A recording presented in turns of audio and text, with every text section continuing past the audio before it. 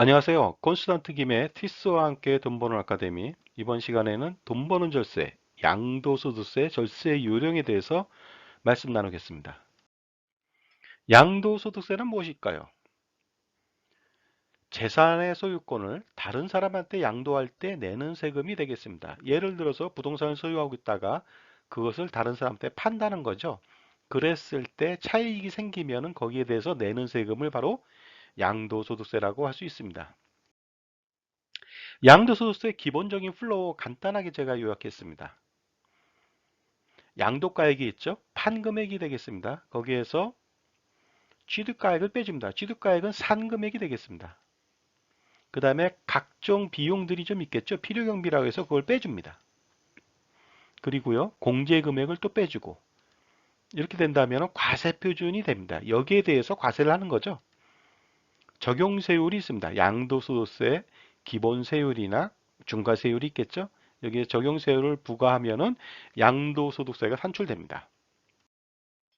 자, 절세 원칙 좀 알아볼까요? 결과적으로 양도소득세는 양도차익이 발생했을 때 내는 세금이니까 당연히 양도차익을 줄인다면 절세가 되겠죠. 그렇다면 양도차익을 어떻게 하면 줄일 수 있을까요? 한번 알아보도록 하겠습니다. 크게 보면요, 이렇습니다. 양도가액을 낮추면은 당연히 양도차익이 감소되겠죠. 취득가액을 높인다. 마찬가지로 양도차익이 감소됩니다. 필요경비를 높인다. 마찬가지 되겠습니다. 공제금액이 많다. 그러면 양도차익이 줄겠죠. 그 다음에 나온 것이 바로 과세표준인데요. 과세표준이 이렇게 취득가액, 필요경비, 공제금액을 많이 빼주면 낮춰지겠죠. 거기에다가 추가로 더 낮출 수 있는 방법도 있습니다. 과세표준을. 이렇게 된다면은 절세가 가능하리라고 봅니다. 그런데 과연 어떤 것은 높이고 어떤 것은 낮추고 이런 것들이 과연 합리적인 것이고 정당한 것인가에 대해서 좀 알아보도록 하겠습니다. 첫 번째는 양도가액 낮추기입니다. 양도가액을 낮춘다. 실제 10억 원인데 자기가 7억 원에 팔아서 양도소득세를 줄인다 이런 사람은 없겠죠. 왜냐하면은 줄일 수는 있으나 그 양도소득세를 줄일 수는 있으나 실제 번 돈이 없잖아요. 그래서 대부분의 사람은 그동안 어떻게 했냐면요. 양도가액을 어떻게 낮췄느냐? 실질적으로는 안 낮추고 다운 계약이라고 해서 10억 원짜리를 10억 원 받고 팔았는데 실질적으로 계약서는 7억 원으로 썼다는 것이 되겠습니다. 이렇게 해서 양도소득세를 줄이고 마찬가지로 산 사람도요. 취득가액을 낮췄기 때문에 어떻습니까? 취득세 등 재반 비용을 줄일 수가 있었다. 그래서 양자만족이 됐어요. 그래서 다운 계약이 횡행했던 경우도 많이 있었습니다만 이것은 불법입니다. 따라서 양도인이나 양수인한테 과태료가 부과되고요. 1세대 1주택 비과세 혜택 등이 있었다면 그 세제 혜택을 박탈합니다. 그 다음에 중개했던 사람 있죠. 중개인도 자격을 취소할 수 있는 정도까지도 갈 수 있다는 것이 되겠습니다. 그리고 간혹 가다가 양도소득세를 양수인이 대납하는 조건으로 파는 경우도 있거든요. 이런 경우에도 추가로 양도소득세를 부과하게 되니까 반드시 그 다운 계약은 피해야 될 것 같습니다. 취득가액을 높이는 방법도 있겠죠. 취득가액을 높이는데 이것은 다운 계약의 반대입니다. 업 계약을 한다는 거죠. 취득가액을 왜 높일까요? 취득세까지 물면서 나중에 양도 차익을 줄이기 위해서 이렇게 하는 경우도 많이 있습니다. 이것도 마찬가지로 불법이 되겠습니다. 그렇다면 정상적으로 취득가액을 높이는 방법은 무엇일까요? 그 취득은 과거에 했단 말이죠. 그래서 취득가액을 절대로 높일 수가 없습니다. 그런데 예를 들어서 이런 건 가능하겠죠. 예전에 그 예를 들어서 주택을 뭐 3억 원에 샀다. 근데 현재 지금 시세가 6억 원이에요. 팔게 되면은 양도 차익이 많이 발생해서 양도세 부담이 너무 큽니다. 이럴 경우에 현 시세대로 예를 들어서 증여를 한다는 거죠. 6억 원에. 배우자한테 증여를 6억 원까지 할 수가 있잖아요. 6억 원까지 세금이 없습니다. 6억 원까지 증여를 하면은 배우자가 6억 원에 취득했잖아요. 취득가액이 3억 원에서 6억 원으로 갑자기 상승했습니다. 나중에 배우자가 5년 뒤, 반드시 5년 뒤에 매각을 하게 되겠죠? 5년 뒤에 매각을 했을 때 6억 원이나 7억 원이나 이 정도에 만약에 매각한다면 양도 차익이 없거나 아니면 양도 차익이 굉장히 많이 줄어들어서 그 양도세 부담을 완화시킬 수가 있습니다. 따라서 증여로 취득가액을 높일 수가 있다는 것이 되겠습니다. 그러나 공식 지가나 공식 가격이 현 시세를 반영하지 못하는 경우가 많이 있어요. 단독주택이 지금 현재 10억 원인데 그 공식 가격은 6억 원이라는 거죠. 그럼 어떻습니까? 나중에 팔 때 또한 그 양도 차익이 생기잖아요. 그래서 현 시세대로 좀 감정 평가를 해서라도 높일 수가 있겠죠. 그러면 일부 증여세를 부담하더라도 나중에 양도소득세를 완벽하게 케어할 수가 있다. 줄일 수가 있다. 그런 것이 되겠습니다. 그래서 증여로 취득가액을 높이거나 아니면 감정평가를 더해서라도 그 증여를 해서 취득가액을 높이는 방법들이 있습니다. 그리고요, 예를 들어서 한번 볼까요? 취득가액이 3억 원인데 지금 시세가 6억 원이에요. 그러면 배우자한테 증여를 하는 겁니다. 6억 원에 증여했으니까 당연히 배우자는 6억 원에 취득이 됐으니까 나중에 6억 원 정도 내외에 매각을 한다면 양도차익이 발생하지 않으니까 양도세는 하나도 없겠죠. 증여뿐이 아니고요. 상속 시에도 취득가액을 높이는 경우가 있습니다. 예를 들어서 뭐 아버지가 돌아가셨는데 예전에 1억 원짜리 단독주택이에요. 지금 시세는 10억 원이라고 합니다. 그런데 그 공시 가격은 5억 원이에요. 그럴 경우에 10억 원으로 감정평가를 해서 높이는 겁니다. 왜 이렇게 취득가격을 높일까요? 나중에 양도소득세를 없애기 위해서 하는 겁니다. 10억 원까지는 높여도 괜찮은 이유가 뭐냐면요. 상속세는 배우자와 자녀가 있으면 10억 원까지는 면세거든요. 세금이 없기 때문에 상황을 잘 봐서 취득가액을 어느 정도까지 현실화시킬지를 판단해 보면 되겠습니다. 감정가액을 좀 높여서 할 것인지 아니면은 그냥 기존대로 할 것인지 그거에 대한 판단은 나중에 상속인들이 하면 되겠습니다. 예를 들어 볼까요? 취득가액 2억 원짜리 부동산입니다. 근데 시세가 10억 원이래요. 그 10억 원으로 그냥 감정평가 받는 겁니다. 그러면 상속세도 없고 나중에 팔았을 때 어떻습니까? 해당 부동산에 대한 양도소득세는 없을 거로 판단됩니다. 필요경비를 높이는 방법 좀 알아보겠습니다. 당연히 최초에 그 부동산을 취득했다. 그럼 취득세 등을 내야 될 겁니다. 취득세 및 농어촌 특별세, 지방소득세 등이 있거든요. 이런 것들은 당연히 빼줍니다. 필요경비로. 법무사 대리 비용 있죠? 이것도 빼줍니다. 취득 시 중개수수료 같은 거 있을 겁니다. 이것도 빼줍니다. 국민주택 채권 할인 금액들이 있습니다. 이것들도 빼준다 이거죠. 이런 것들은 뭐 당연히 근거가 다 있겠죠. 이걸 잘 증빙하면 되겠습니다.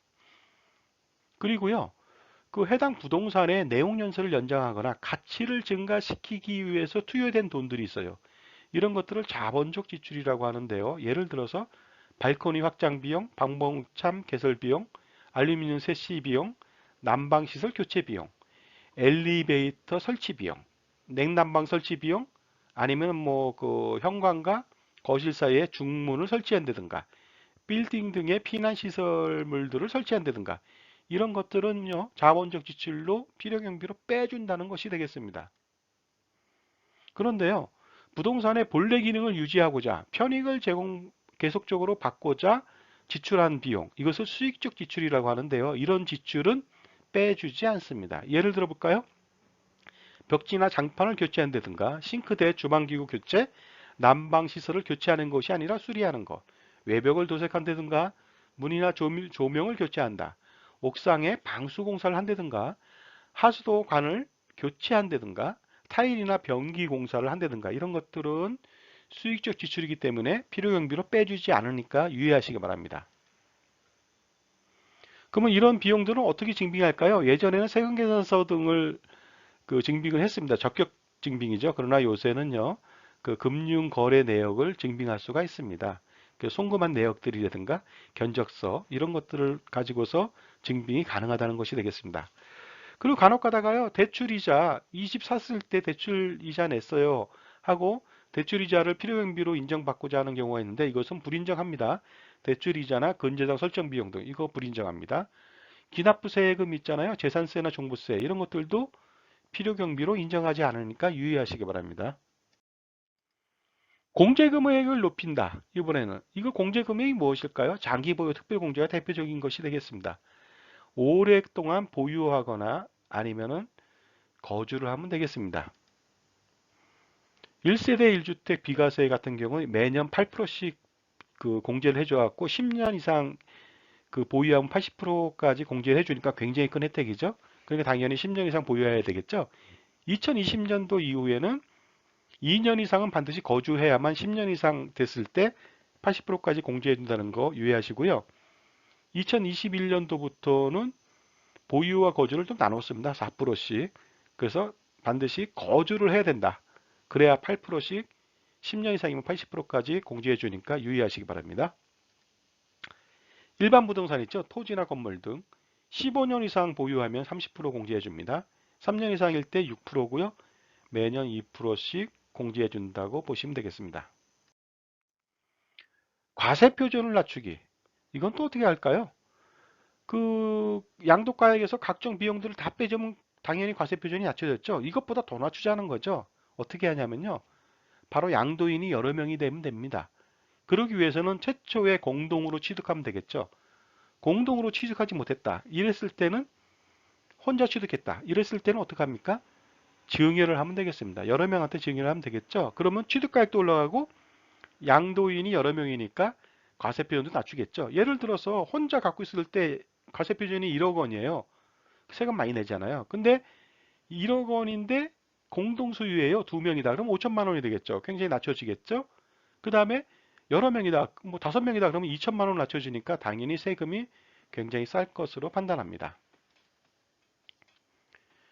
양도자가 다수일 경우에는요, 과세 표준을 쪼개기가 가능하다. 결국 누진과세를 회피할 수 있다는 것이 되겠습니다. 양도소득세 플로우 다시 한번 알아보도록 하겠습니다. 자세하게 양도가액, 판금액이죠. 실질거래가액입니다. 거기에서 그 취득가액을 빼줍니다. 실질거래가액이죠. 마찬가지로 거기에서 필요경비들을 빼줍니다. 실제 들어간 비용들이 되겠습니다. 그래서 나온 것이 양도차익이거든요. 여기에 대해서 이제 과세 준비를 하는 거죠. 거기서 또 빼줍니다. 장기보유 특별공제를 빼주겠죠. 그래서 나온 것이 양도소득 금액이 되겠습니다. 양도소득 금액에서요, 또 빼줍니다. 그 감면되는 것들이 있거든요. 감면되는 거 빼줍니다. 그 다음에 양도소득 기본공제 1인당 250만 원 1년에 한 번만 또 빼줍니다. 이래서 나온 것이 바로 과세표준, 양도소득세 과세표준이 되겠습니다. 양도소득세 과세표준에 대해서요, 적용세율, 양도소득세율을 부과하면 되겠습니다. 그래서 나오면 산출세액이 되겠고요. 여기에 대해서 또 빼주는 것이 있습니다. 뭐 양도세 감면 혜택 받는 거 있잖아요. 자격농지 양도소득세 감면이라든가 기타 감면들이 있으면 그것을 빼줍니다. 그 양도소득세율은요. 1200만 원 이하일 때 6%에서 5억 원 초과 42%, 지방소득세 10%까지 합하면 6.6%에서 46.2%까지 세율이 적용되고요. 중과세율일 때는 뭐 여기다 플러스 10%나 플러스 20%, 플러스 30%까지 되니까 그 점 같이 감안해 보면 될 것 같습니다. 이렇게 해서 나온 금액이 결정세액이고요. 여기에 대해서 세금을 내면 되겠습니다. 자, 지금까지요. 돈 버는 절세, 양도소득세 절세 요령에 대해서 알아봤습니다. 콘스탄트 김의 티스와 함께 돈 버는 아카데미를 마치겠습니다. 감사합니다.